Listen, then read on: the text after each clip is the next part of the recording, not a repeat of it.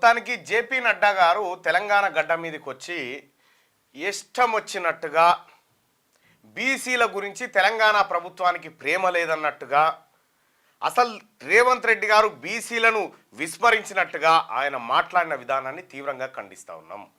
ఎందుకనంటే ఇదే నరేంద్ర మోడీ గారి నేతృత్వంలోని ఎన్డీఏ ప్రభుత్వం కేంద్రంలో బీసీలకు ప్రత్యేక శాఖను పెట్టమంటే పెట్టరు, 50% సీలింగ్ ఎత్తేయమంటే ఎత్తేరు, కులగణన చేయమంటే చేయరు. అసలు బీసీలనే పట్టించుకున్నటువంటి నరేంద్ర మోడీ ప్రభుత్వం ఆ పార్టీ అధినేత జేపీ నడ్డా గారు వచ్చి ఇక్కడ సరూర్ నగర్ మైదానంలో భారతీయ జనతా పార్టీ గొప్పదని, ఇక్కడ 90 సంవత్సరాల తర్వాత ఈ రాష్ట్రంలో కులగణన చేస్తున్నటువంటి ఒకే ఒక్క పార్టీ అది కాంగ్రెస్ పార్టీ.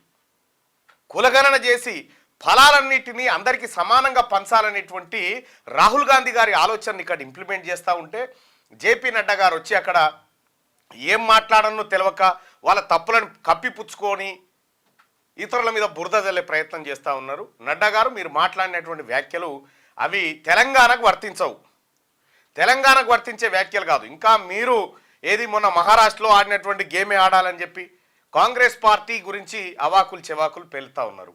కాంగ్రెస్ పార్టీ ప్రాంతీయ పార్టీలతో సోపతి కడతాడట. ఎస్, ప్రతి పేద గుడిసెతో కాంగ్రెస్ పార్టీ సోపతి కడుతుంది, ప్రతి పేదవాడితో కాంగ్రెస్ పార్టీ సోపతి కడుతుంది. మీరు అట్లా కాదు కదా, మీరు అదానీలు అంబానీలతో సోపతి కట్టేటువంటి వాళ్ళు. ప్రాంతీయ పార్టీలు డెవలప్ అయితే ప్రాంతీయ పార్టీలు అధికారంలోకి వస్తే ఏం చేసినావు? మహారాష్ట్రలో అజిత్ పవార్ను ఏక్నాథ్ షిండేలను తయారు చేసి అక్కడ ఆ పార్టీలను కొలాబ్ చేసినావు. ఇట్లా దేశవ్యాప్తంగా జార్ఖండ్లో ఇట్లా ఎన్ని చేసుకుంటూ వచ్చినావు? మీరు అనేకమైన చేసుకుంటూ వచ్చినటువంటి మీరు గురువింద నలిపారు కదన్నట్టుగా మాట్లాడుతూ ఉంటే జనం నవ్వుతూ ఉన్నారు. ఉందా భారతీయ జనతా పార్టీకి గ్రామీణ ప్రాంతాల్లో కనీసం ఎవరు ఓటు ఏజెంట్ అని ఉన్నాడా, పోలింగ్ ఏజెంట్ అన్నాడా? సో అటువంటి మీ పార్టీ గురించి మాట్లాడకంటే సపరేట్ కూకుండే బెటర్.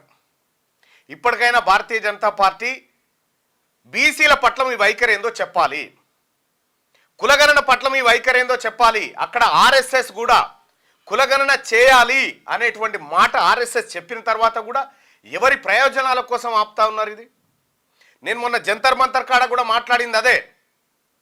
నరేంద్ర మోడీ గారు లేస్తే నేను ఓబీసీ ఓబీసీ ఓబీసీ అంటా ఉంటాడు, కానీ ఈ ఓబీసీలకు జరుగుతున్న ఈ దేశవ్యాప్తంగా జరుగుతున్నటువంటి అన్యాయాన్ని మాత్రం సరిదిద్దే ప్రయత్నం చేయలే. నేను ఆ రోజు చెప్పిన గర్కీ చోర్ అంటారు ఇటువంటి వాళ్ళని, ఇంటి దొంగలని చెప్తారని చెప్పిన. ఇప్పటికైనా భారతీయ జనతా పార్టీ తెలంగాణ రాష్ట్రంలో ప్రజలను పలకరించాలంటే మెజారిటీ ప్రజల 62% ఉన్నటువంటి బీసీల వైఖరి ఏందో ఫస్ట్ చెప్పాలి. మీరు బీసీల పట్ల మీ వైఖరి ఏందో చెప్పాలి. ఒక ఆయన మెసేజ్ పెట్టిండు, మన నట కులాలుగా విడదీస్తున్నట్ట. ఓర్ నాయన, మీరే కదా చేసిందంతా, ఈ దేశాన్ని బట్టి చేసిందంతా మీరే.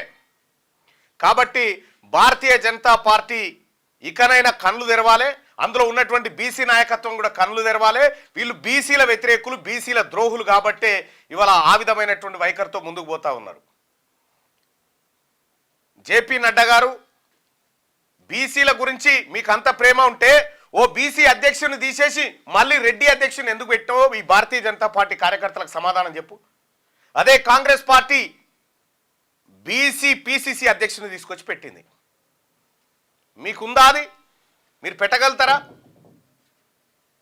అందుకోసమే భారతీయ జనతా పార్టీ ఎంత తక్కువ మాట్లాడితే అంత మంచిది. ఈ రాష్ట్రానికి మీ వల్ల ఒరిగే ప్రయోజనం ఏం లేదు.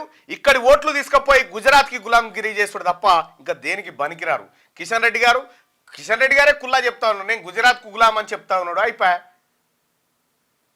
అందుకోసమే నరేంద్ర మోడీ గారు పార్లమెంట్లో బీసీల పక్షాన స్పష్టమైన వైఖరి ఏందో ప్రకటన చేయండి. ఇది బీసీల డిమాండ్.